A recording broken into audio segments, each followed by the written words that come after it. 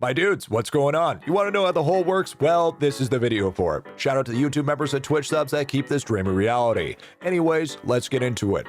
To access the hole, head to the Thermeister map in World 5, or just teleport. Complete a short quest line, and soon you'll unlock this new area known as the hole. I was here, Jen. I was here. What the f- We got cutscenes again, boys. W content. Now that you enter the hole and seen our first cavern, opals are your primary resource for progressing in the hole. They're essential for leveling up villagers who will help you get the most out of each cavern. Okay, invest. Okay, yo, W follows it. Okay, we're leveling. We're already in. We beat the game. That's it.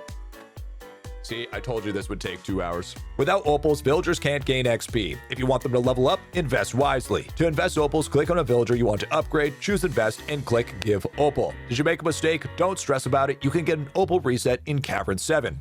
Keep in mind, opals may become limited depending on your account's progression, so prioritize carefully. Your camp is home to 3 unique villagers that we know of for right now, each serving a different purpose.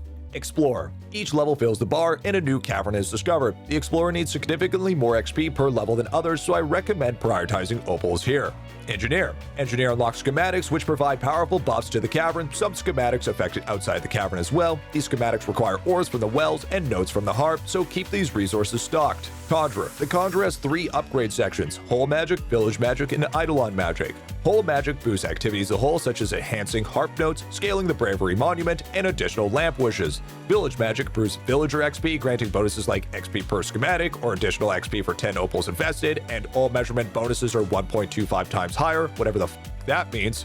IdleOn's Magic affects areas outside the hole, with upgrades like a 30% all-stat boost, forge capacity increase up to 243 times, and additional ballot bonus multipliers. When it comes to the Conjurer upgrades, what I would suggest for your starting points is in the blue section, you want to do blue 1, blue 2, and blue 3. These will help out a lot with your villager XP. And where it comes to prioritizing your opals, I would probably suggest a 2-1-1 ratio. So that means 2 in Explorer, 1 in Engineer, and 1 in Conjurer. Now that we've gone over the villagers, let's discuss the caverns. Each cavern offers unique mechanics and resources.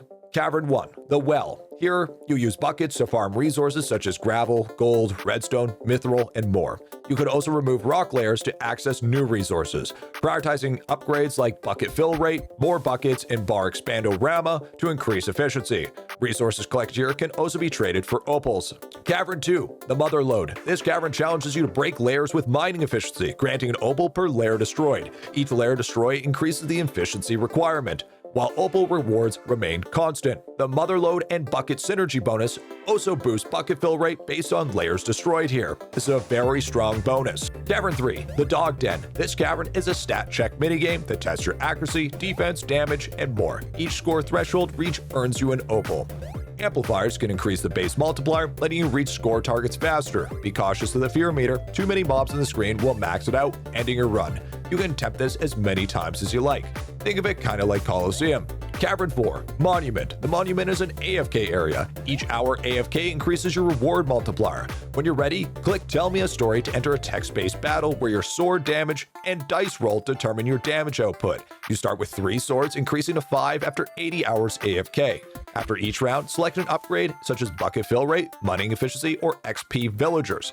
Be careful though, if you do lose the battle, you will end up losing all your bonuses. It's worth building up AFK hours for a higher reward multiplier and sword damage. After you do a battle, you'll be locked out for 24 hours and non-dependent on daily reset. Cavern 5, the Bell. Spend money here to increase the bell's hourly ring rate by 2% per purchase. There is 4 types of different bells. Ringing the bell adds +1 each hour, granting random boosts like harp note gains, bucket fill rate, or villager XP. Pinging the bell, set at 10 an hour, each ping provides an opal. Cleaning the bell, set also at 10 an hour, with a 60% chance to unlock new improvements. And renewing the bell, a prestige option that recites upgrade costs while pursuing improvement methods and earned opals. And finally, Cavern 6, when harp power reaches 100%, you can strum the strings. Click and drag across the strings, which come in different types like the C and D strings, providing different bonuses. Each drum will permanently level your strings. C strings give notes, which act as currency in this cavern. D strings offer a chance to receive an opal. Unlock additional strings and notes as you progress for even more possibilities. And for the people wondering about the Ancients Echoes pack, The pack that gives 1,250 green gems and 4,500 blue gems and includes a new cosmetic known as a tire that gives you 2 times damage's true multiplier plus 30% AFK gain and 1.5 times villager XP.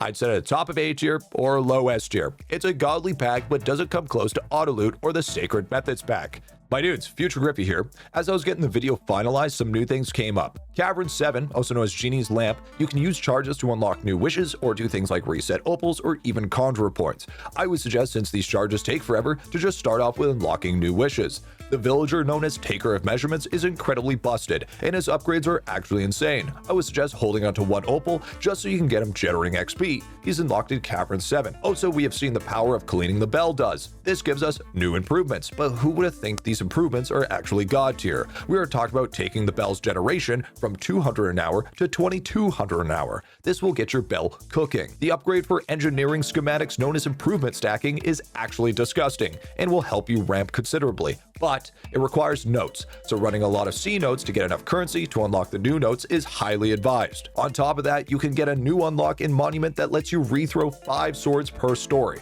so RNG is even less heavy. Priority for successful battle upgrades: bravery opal percent, opals, villager XP, bucket fill rate, mining efficiency. Shout out to Alien for getting my attention on these incredible power-ups. As of right now, this is all we know about the hull. Obviously, I'll create a much more in-depth guide when we understand more of the mechanics, and I'll explain the best strats of how to get yourself forward. But in reality, the stuff that I gave you right now and just the explanations will take you weeks in advance if you're a free-to-play player. You can get very far in a decent amount of time, unfortunately, if you pay money. Because there's things like conjurer points, which are super strong, by the way, in the gem shop, or like the extra opals that you can buy for a day. So just keep that in mind. But there you go, my dudes, a first look into the hole. But anyways, I gotta get back to the guide grind. Stay tuned for the next IdleOn video. Stay safe, happy grinding, and peace out. What's going on? Bomb bizzle. Bomb bizzle. Bomb bizzle. Bomb bizzle.